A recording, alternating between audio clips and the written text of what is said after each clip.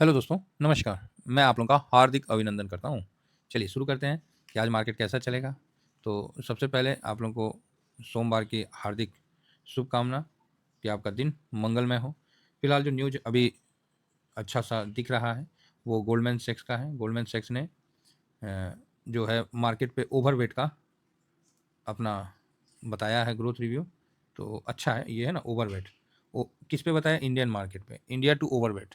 Overweight का मतलब हो गया कि आप अपने वेट से ज़्यादा, अपने वजन से ज़्यादा इन्वेस्ट इंडियन मार्केट में कर सकते हैं, ये गोल्डमैन सैक्स का कहना है। ठीक है, कि शेयर बाजार यहाँ से बेहतर रिटर्न देगा।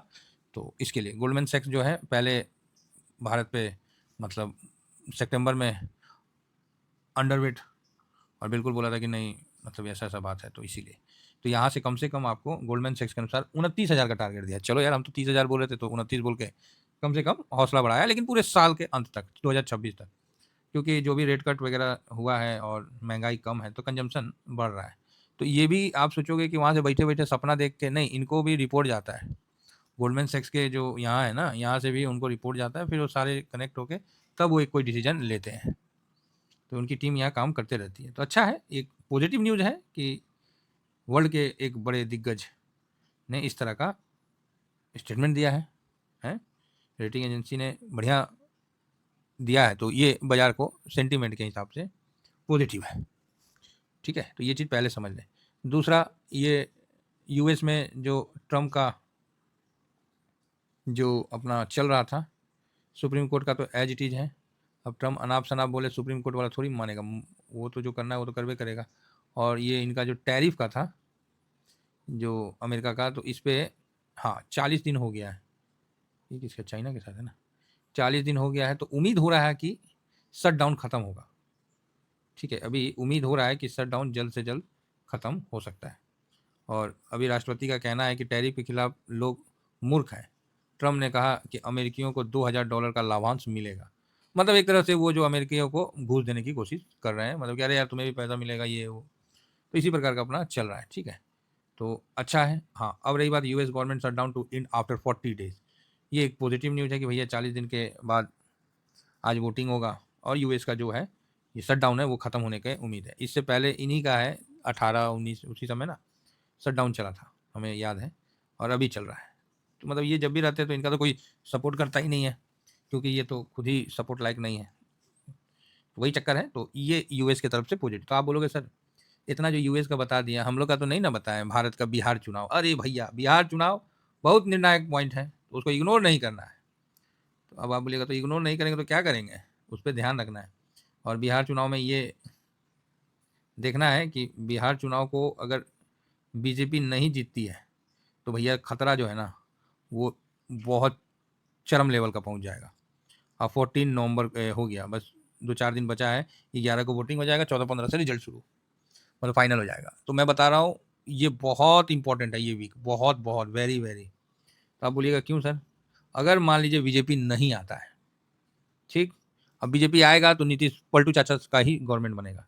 नहीं आता है, सीट मान लीजिए नहीं आता है, और नीतीश बाबू कुछ सीट लेके आरजेडी के साथ मिल जाते हैं महागठबंधन में, और वहाँ पर ही फिर वो अपना शर्त रख देते हैं कि भाई हम तभी करें बने तभी रहेंगे कि जब आप लोग मेरे को मुख्यमंत्री का दोगे तो ही हम आपका सपोर्ट करेंगे। तो उधर से मान लीजिए सब तैयार हो जाते हैं उधर से जो है सब तैयार हो जाते हैं, तो फिर तो आपको नीतीश को अगर मिल जाता है मुख्यमंत्री बनना, तो केंद्र के लिए खतरा बढ़ जाता है कि केंद्र से मान लीजिए फिर वो वापस लेंगे तो अपना सपोर्ट, तो बीजेपी की सरकार यहाँ गिर सकती है और देश में बड़ा मतलब उतार चढ़ाव का चालू हो जाएगा। समझ में आई बात? तो इसलिए विशेष ध्यान रखिए कि अभी जो है कुछ भी हो सकता है। तो बिहार चुनाव बहुत निर्णायक पॉइंट पे है, और बड़ा मतलब अगर केंद्र में सरकार बनी है तो उसमें पलटू चाचा और चंद्रबाबू नायडू दोनों का हाथ है। तो चंद्रबाबू नायडू का तो ठीक है, अभी अगर पलटू चाचा पलट गए, बोले ना ना हम तो मुख्यमंत्री रहेंगे, भाग ससुरा, पहाड़ में गया मोदी उदी, हाँ बोल सकते हैं। अरे भाई साहब, नीतीश जी इसीलिए फेमस है कि उनका कोई दुश्मन नहीं है। इसीलिए फेमस है कि उनका कोई दुश्मन नहीं है, अपना काम बनता भाड़ में जाए जनता। ठीक है, तो नीतीश साहब कभी भी कर सकता है और अच्छा भी है। हर राजनीति को अपना बिहार को बढ़ाने के लिए जो कर सकते हैं, तो नीतीश साहब जो भी करे तो बढ़िया है। क्योंकि नीतीश साहब को जब बिहार मिला था ना, तो बिहार बिहार नहीं था, बहुत खराब स्थिति में था। समझ गए? आज के टाइम में तो फिर भी बहुत ठीक स्थिति हो चुका है। हर मामले में। पहले तो बाप रे बाप बहुत खतरनाक था, ऐसा अब लगता है। तो चलिए, ओवरऑल बिहार इलेक्शन बहुत इंपॉर्टेंट है। नेक्स्ट आगे बढ़िए, ब्रेंट। ब्रेंट का 63.89।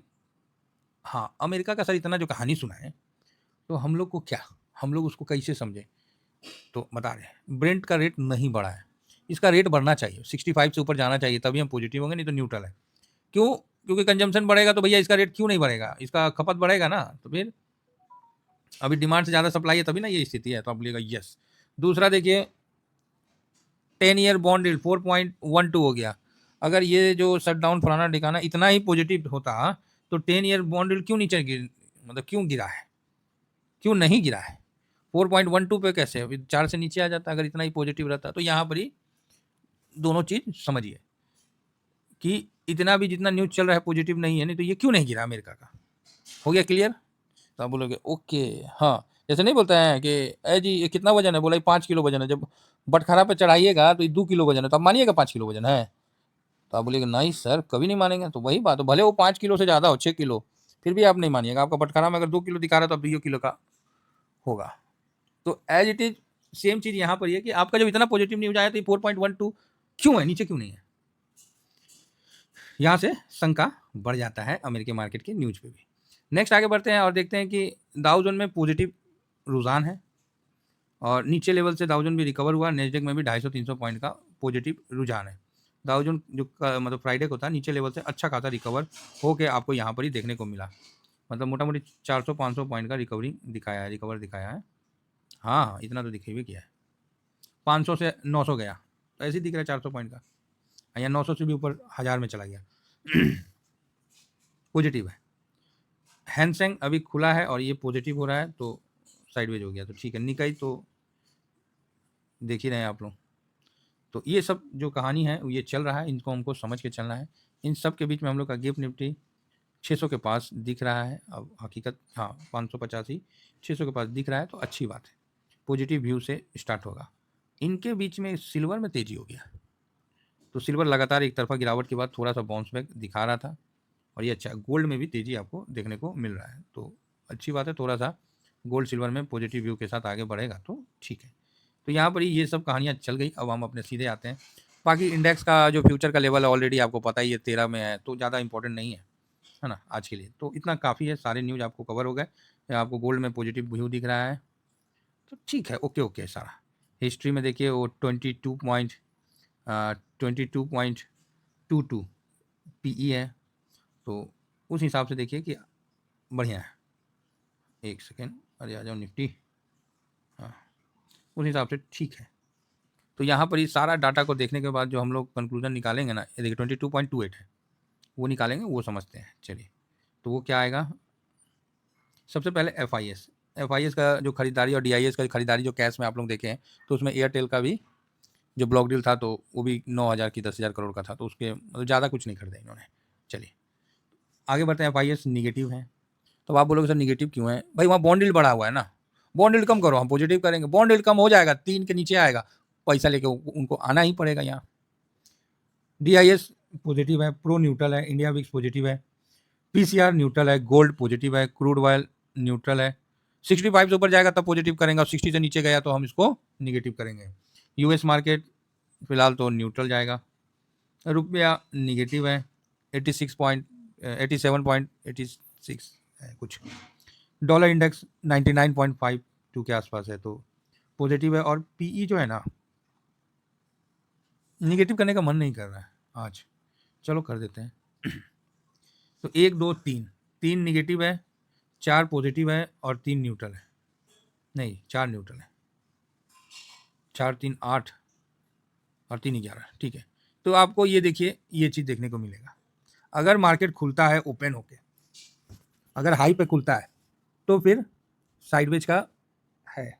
आज आपको ना डीप एक बार मिल सकता है, क्योंकि सेंटीमेंट पॉजिटिव है, और आप कैश लेके बैठे हैं ना, तो आपको मन कर रहा है कि बस हम एंट्री कर जाए, समझे ना, बस हम एंट्री कर जाए, ये मन में आपको। भाई एंट्री भी होगा, सब कुछ होगा, थोड़ा पेशेंस से आराम से करेंगे, क्योंकि मार्केट हर बार इसी तरह का एक्साइटमेंट दिखाता है और फिर गोरगोर कर देता है। बुझ गए क्या कर देता है, गोरगोर कर देता है। तो इसीलिए हम लोग ज़्यादा एक्साइटेड नहीं होंगे, और सावधानी से चलेंगे। मेन बात क्या है कि कैश है ना, तो हम लोग को भी मतलब मन में खुजली हो रहा है कि अरे यार कैश पड़ा है, लग जाता ना, अरे लगिए जाएगा सब कुछ, तो कौन चीज़ करिएगा, फिर अपॉर्चुनिटी कहाँ से लाइएगा।